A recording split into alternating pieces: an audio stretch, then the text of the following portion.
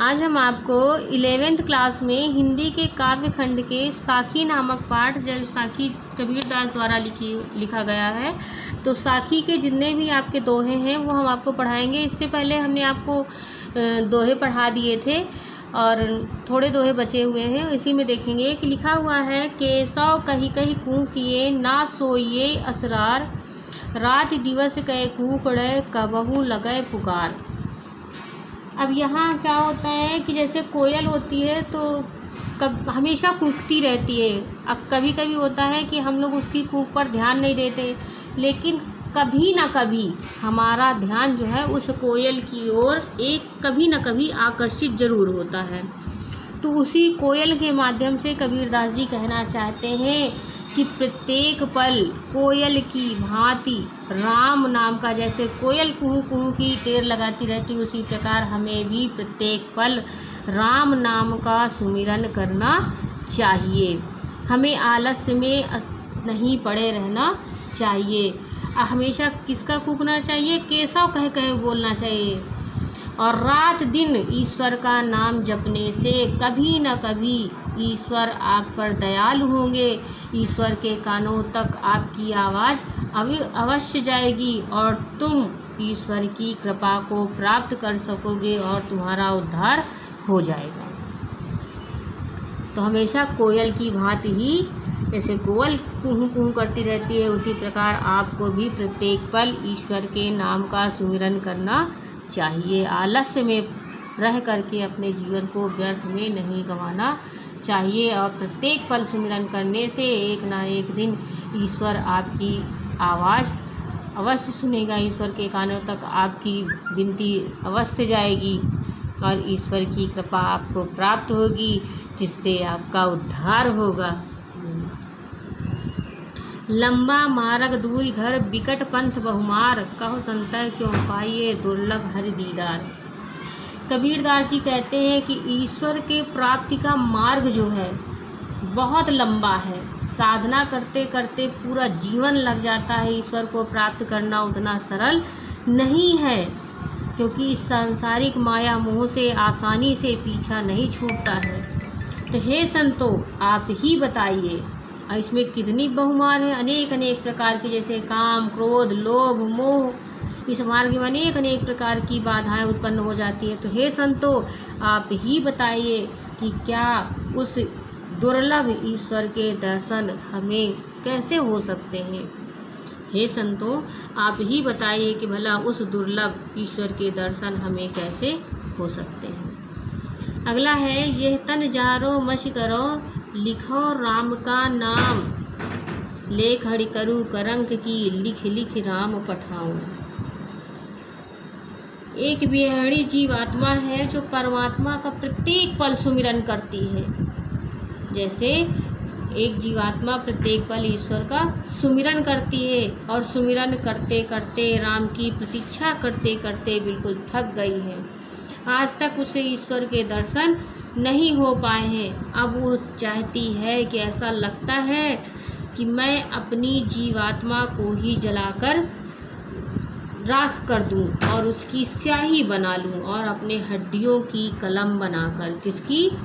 अपने तन जारो मस करो। ऐसा लगता है कि प्रत्येक पल ईश्वर का सुमिरन करते करते वियोगाग्नि रूपी आग में मैं अपने तन को जला लूं और उस राख से मैं अपने हड्डियों की कलम बना लूं और कलम बनाकर राम का नाम लिख लिख कर बार बार उनके पास भेजूं और देखूं कि वे कब तक नहीं प्रसन्न होते हैं, वो कब तक मेरी आवाज़ नहीं सुनते हैं, उनकी कृपा मुझे कब तक प्राप्त नहीं होती है। अगला है, कै बिरहनी तू मीच दे, कै आपा दिखलाई, 8 पहर का दाछड़ा मुँह पे सहा न जाई। कबीरदास जी कहते हैं कि हे भगवान, जीवात्मा मेरी प्रत्येक पल आपके दर्शन के लिए व्याकुल रहती है और रात दिन मेरा शरीर जो है इस वियोग की आग में जलता रहता है। यह जलन कभी कभी पीड़ा देती तो शायद मुझसे सहन हो जाती, शायद मैं इस पीड़ा को सहन कर सकता, परंतु रात दिन विरह की अग्नि में जलकर दुख भोगना अब मुझसे सहन नहीं होता है, इसलिए हे प्रभु शीघ्र ही दर्शन देकर मेरी इस विरह की पीड़ा का अंत कीजिए। कबीरा देख सिंदूर की काजल दिया न जाई, नैन रमैया रम रहा दूजा कहाँ समाई। कबीरदास जी कहते हैं कि मैंने अपनी मांग में सिंदूर की रेखा लगाई है। जैसे सुहागन औरतें अपने मांग में सिंदूर की रेखा लगाती हैं, उसी तरह मैंने भी अपनी मांग में सिंदूर की रेखा लगाई है, जो मेरे सौभाग्य का प्रतीक है, जो मेरा आपके प्रति अनुराग का प्रतीक है।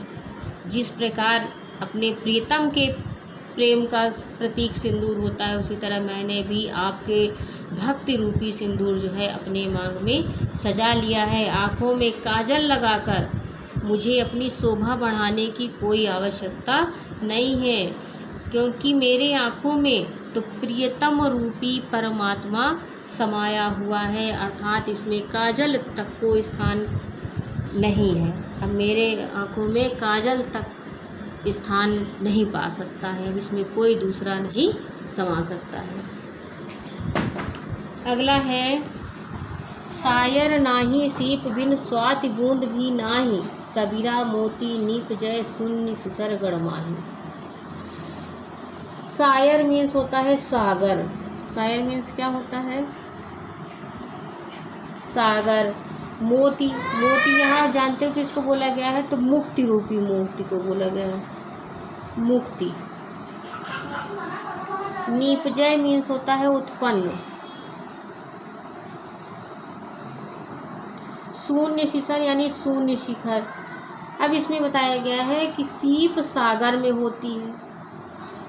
कबीरदास जी कहते हैं कि सीप जो है सागर में होती है, और जब उसमें स्वाति नक्षत्र की बूंद गिरती है तब मोती उत्पन्न होता है। उसी प्रकार जब यह जीवात्मा परमात्मा में पूर्णता लीन हो जाती है, तब हमारी कुंडलियाँ जागृत होकर ऊपर उठती हैं और हमें जो है मुक्ति का मार्ग दिखाई देता है, हमें ईश्वर की कृपा प्राप्त होती है, हमारे हृदय से सारा अज्ञान रूपी अंधकार समाप्त हो जाता है और हमें मोक्ष की प्राप्ति हो जाती है। अगला है पाणी ही तय हिम भया, हिम है गया बिलाई, जो कुछ था सोई भया अब कछ कहा न जाई। पाणी ही तय हिम भया। कबीरदास जी कहते हैं कि एक ही तत्व की दो अवस्थाएं होती हैं, एक सूक्ष्म अवस्था यानी जल और एक स्थूल अवस्था अर्थात बर्फ। जिस प्रकार पानी ही जमकर बर्फ बन जाता है और बर्फ ही गलकर पानी बन जाता है, उसी प्रकार जीवात्मा भी परमात्मा से ही उत्पन्न होती है और अंततः उसी परमात्मा में लीन हो जाती है, अर्थात इसमें कोई भी वो नहीं है। तो जीवात्मा क्या होती है? जीवात्मा परमात्मा से उत्पन्न होती है और अंततः मृत्यु के बाद उसी परमात्मा में लीन हो जाती है। फिर वो जीव मोक्ष प्राप्ति के द्वारा ब्रह्म में लीन होकर अपने मूल रूप को प्राप्त कर लेता है। तो आप ही बताइए, जो कुछ था सोई भय, तो इसलिए जहाँ से उसका जन्म होता है वहीं से उसका अंत हो जाता है, अब कुछ कहा न जाए। तो इसके अलावा और भला कुछ क्या शेष बचता है और भला कुछ क्या कहा जा सकता है। अब ये सारे जितने भी आपके दोहे हैं, इन्हें आपको पढ़ना है, इन्हें लिखना है, समझना है, और जहाँ ना आए उसे आप पूछिए, अपनी कॉपी बनाते रहिए। जिस दिन चेक करेंगे उस दिन फिर हम आपसे मिलेंगे।